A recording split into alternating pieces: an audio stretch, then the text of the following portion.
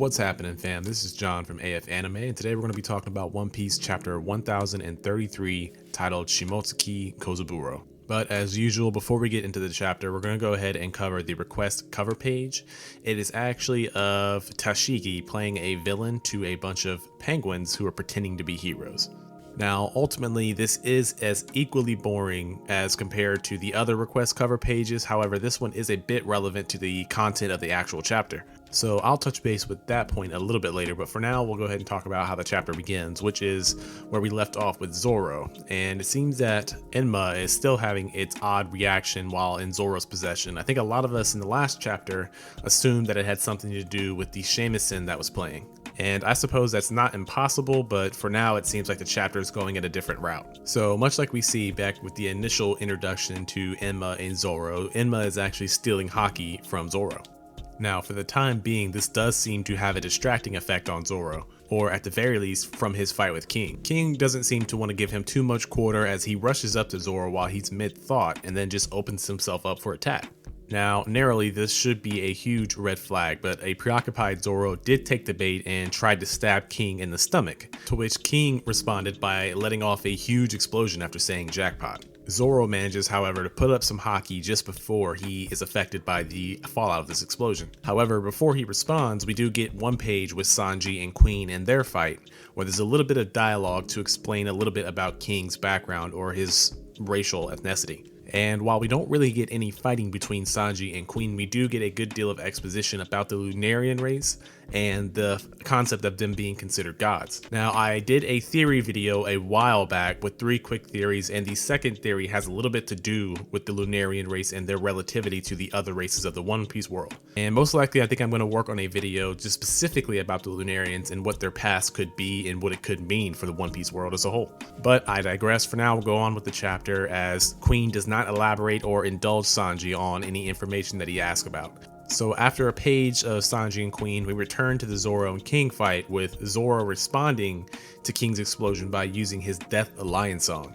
And King just tanks all of the damage from that attack despite it being more powerful than the previous ones. And then King responds with a named move of his own in the form of the one we just saw last chapter, the Imperial Deep Pride Stake. And normally Zoro might have dodged this with relative ease, however this time Enma is interfering with his ability to focus on the fight. So naturally this time he actually takes some damage from this attack and is knocked off of the island. And then instead of recovering from the attack, it shows that he is willing to fall off the island to save his swords. To which King responds, and correct me if I'm wrong here, but it looks like King actually kicks him back onto the island rather than letting him fall. And while doing so, we see a kick that is eerily similar to one of Sanji's own Diabo Jambe kicks. Now, I'll have more on that during the discussion, but for now, when King kicks Zoro back onto the island, he mentions that Zoro is willing to risk his life for that sword, and this is what triggers the flashback and the namesake of the chapter. Now, ultimately, this is a Zoro-centric chapter, but we do get a lot of flashbacks to different times and eras of Zoro's life. The first of which is a brief flashback of a recent chapter when he's conversing with Tengu Yama about the origins of the Sandai Getetsu. And then this leads into a very brief flashback of Ippan Matsu, the swordsman who sold or gave away the blade to Zoro back in Loketown.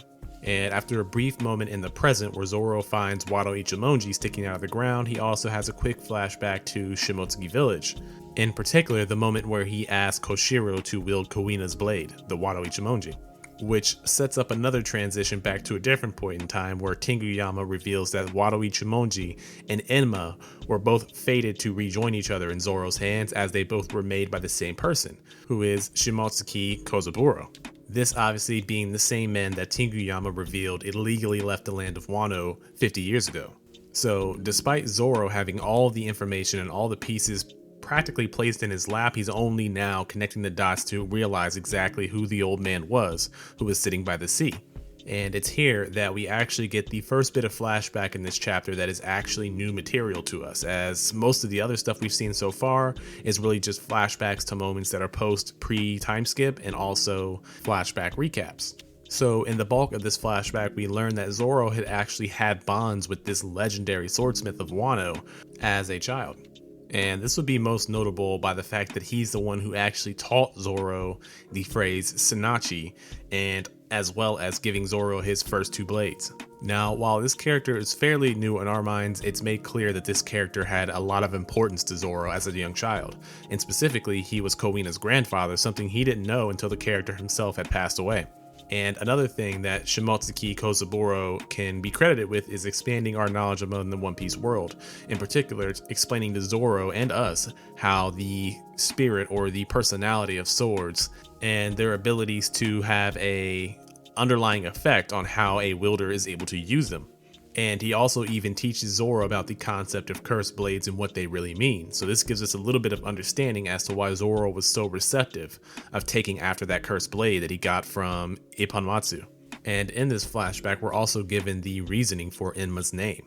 Now, most longtime anime and manga fans or even Japanese lore fans would know that Enma is the guardian deity of the underworld. And Kozaburo actually decided to name it that because it was the greatest weapon he ever created, one that its disposition was so serious that it actually sends a shiver down one's spine. So after that, we get the end of the flashback with Ipponmatsu and Kozaburo Shimotsuki revealing to us that the sword chooses its wielder. And as we get back to the present, the last two pages are dedicated to showing us Zoro's resolve in mastering Enma and defeating King. So we see that Zoro has figured out that Enma more or less is just testing his strength. And we get to see Zoro's resolve and his ability to master Enma when he exudes Conqueror's Haki to knock out some fodder who are opportunistically looking to involve themselves in the fight and get promotions. Now, when King sees Zoro use Conqueror's Haki, it's there he asks an interesting question. And that question is in the form of, "So you intend to be a king then?" And this confirms the suspicions of a lot of One Piece fans who've always felt that Zoro should be getting Conqueror's Haki, as he's always had the aspiration to basically be the king of swordsmen. Anyways, the chapter ends with the last panel showing us Zoro confirming King's question by saying, "Yeah, I have a promise to keep to my captain and my friend." And that's got to be one of my favorite chapter endings in Wano so far. Alright, so now that the recap is done, we're going on to the ratings part of the video where I rate the artwork, the story, and the hype. And if you've been to this channel before, you should be aware that I always start off with the artwork, and for this week's chapter, I'm going to give it a 7. I mean, ultimately, the chapter artwork wasn't that terrible. It was fairly consistent and fairly good. It's just there's a few things I would have done differently. Like, for example, this panel right here, I just feel like Zoro could have been done a lot more justice if they dedicated a little more time and a little more space to that panel in particular. So this panel aside, there really isn't a whole lot of negative aspects to the artwork for this week's chapter. It's just I feel like the story kind of took the front seat in this one. Speaking of, we can now move on to the story rating for this week's chapter, and I'm going to give it a 10. Now, part of this is just my personal desire to see Zoro's backstory fully filled out, but ultimately the storytelling ability shown off in this chapter is just really impressive. I mean, we do a flashback within a flashback, and we even bounce around to 2 or 3 different time eras within the world of One Piece, but somehow it still managed to feel like one cohesive story. Now, with that being said, the only 2 things that I think worth changing or worth mentioning that might set that off would just really be the one page you get with Sanji and Queen, and then also the concept of the shamisen and seemingly Enma's reaction to it. With the Sanji thing, I'd have to say that it just doesn't feel like they needed to put that in this chapter. Maybe when they were doing King's backstory, or maybe if they're going to go back and forth between the Sanji and King fight continuously, then that's okay. And then when it comes to the shamisen thing, it really felt like the Enma sword was responding to the shamisen. Now, it's possible that the shamisen maybe triggered Enma, getting impatient or something to that effect, but I think there's still a possibility for that narrative to play out in some important way, so I'm not going to count that against the chapter either. So ultimately, my impression about this week's chapter and its story is just that overall it's been impressive. Alright, so now that the story is out of the way, I'm going to go ahead and move on to the hype, and my hype rating for this week's chapter is going to be an 8.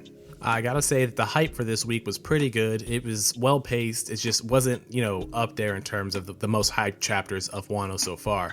I mean, we get a couple name moves throughout this chapter. The fighting itself wasn't that bad. It just wasn't super impressive. And I think that's reasonable considering how good the story was, that the hype and the emotional levels of the chapter can't really fluctuate too much since the narrative and the flashbacks were the more important aspect. Now, I feel like the only thing they really could have done to improve on the hype for this chapter would be to start showing the changing of tides, so to speak, when it comes to the Zoro and King fight. But in order to do that, they would have had to reorder the chapter and do away with some of the panels and some of the information we got from the flashbacks. So ultimately, I'm fine with this chapter's hype. It's perfect in terms of lining up with this chapter's story. So the art is 7, the story is 10, and the hype is an 8. That gives us a average for this chapter of being 8.3. I mean, it was a really good chapter and is in line with Wano's consistency so far. All right, and now on for some discussion. Now, the first thing that I want to talk about is Kozaburo's design. I mean, overall, he's a funny looking dude, but that's kind of a testament to Oda's kind of crafty and lofty design options. Now, I have to say that characters like this back in the day were the reason why I tried to avoid One Piece, because it just seemed like too artsy or too creative and too inconsistent with the character designs. But the concept that Oda can actually make characters like this so important and relevant to the story and then have them as goofy looking as this character, it's brilliant. The next quick thing I want to mention is the brilliant placement and choice options for the cover page. Now, with Tashigi being the central focus of this week's cover page, I think it's very appropriate considering the chapter material, as she is a spitting duplicate of Kowina, and she also helped Zoro pick out his Kitetsu. And on top of the flashbacks with Ipponmatsu, Tenguyama, and Kozaburo, these are all 3 characters that have some kind of relevant similarities or relevant storyline tied to Kowina, who is Tashigi's doppelganger. Also, another thing worth noting is the consistency with which Oda flashes back to certain events or certain ideas.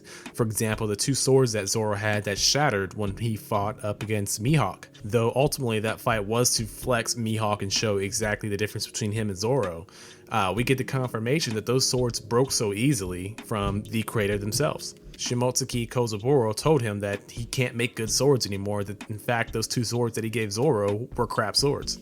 And I suppose the last thing that I want to discuss is going to be how dope it is to see Zoro finally flexing his Conqueror's Haki. And I mean, this time it's not even just through his ability to attack with Conquerors, he's using it in the same fashion that Luffy and other Conquerors users have by knocking out the fodder who surround him.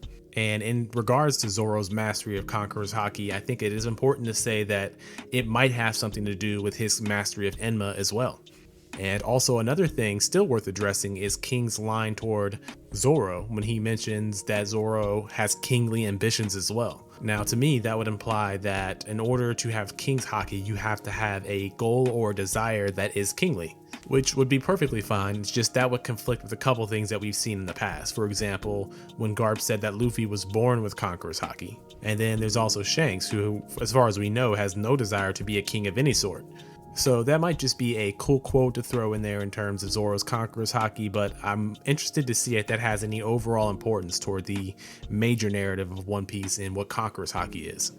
So that'll conclude my discussion. If there's anything you guys want to talk about or anything I missed, please drop it in the comments section down below. My name is John. I'm from AF Anime. If you guys enjoyed this content, please like, share, and subscribe. I would greatly appreciate it. And then I'll catch you guys in the next video.